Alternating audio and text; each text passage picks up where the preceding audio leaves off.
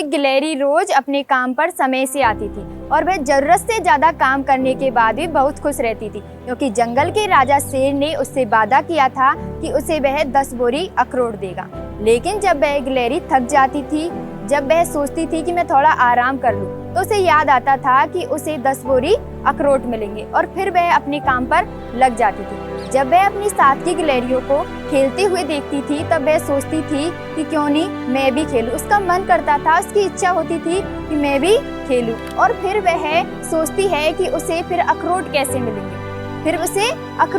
मिलेंगे, तो फिर वह अपने कार्य में लग जाती है।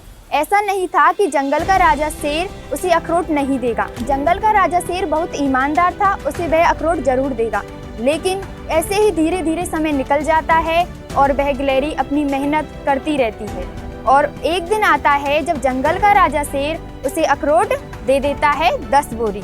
लेकिन उन अखरोटों को पास में रख करके गिलहरी सोचती है कि मैंने अपने जीवन में इतनी मेहनत की, जिससे मेरे दांत तो घिस गए, अब मैं इन 10 बोरी अखरोटों का क्या करूँगी। इसी प्रकार आज के जीवन में व्यक्तियों का हाल हो रहा है कि व्यक्ति पूरे जीवन मेहनत करता है, नौकरी करता है, व्यापार करता है, लेकिन नौकरी करने के बाद उनकी हालत ऐसी हो जाती है, 60 वर्ष के बाद भी जब सेवानिवृत्त होते हैं उन्हें बहुत सारे पैसे मिलते हैं, लेकिन उन पैसों को वह भोग नहीं सकते, उन पैसों का फिर वह इस्तेमाल नहीं कर सकते, क्योंकि तब उनकी कुछ खाने की या कुछ कर पाने की या कुछ खाने की उनकी एक पर्सनैलिटी नहीं रहती, उनके दांत ही घिस जाते, तब वह क्या कर पाएंगे। उसी प्रकार कमाना तो चाहिए, लेकिन अपनी सेहत का भी ख्याल रखना चाहिए।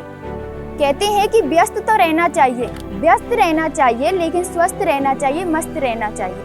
लेकिन आपने पूरे जीवन में कमाया, लेकिन आप उस जीवन में जो कुछ भी आपने कमाया है उसे आप अपने जीवन में भोग ही नहीं कर पा रहे हो। उस बैंक बैलेंस का क्या फायदा जब आप उसे अपने जीवन में भोग ही नहीं कर पा रहे हो। जब आप कमाओगे और कमाने के बाद में आप सेवा से निवृत्त हो जाओगे, तब अलग जनरेशन आ जाएगी, उस परिवार को चलाने वाले आपके बच्चे आ जाएंगे, तो आपका उस समय कोई महत्व नहीं रह जाएगा। इसलिए आपके बच्चे कभी नहीं समझ पाएंगे कि आपकी उस मेहनत के पीछे, उस बैंक बैलेंस के पीछे कितनी आपकी मेहनत है, या फिर आपने कितना कमाया, या फिर कितने आपके सपनों का त्याग है, ये आपके बच्चे कभी नहीं समझ पाएंगे। इसलिए कहते हैं कि व्यस्त रहे पर स्वस्थ रहे, मस्त रहे, खुश रहे।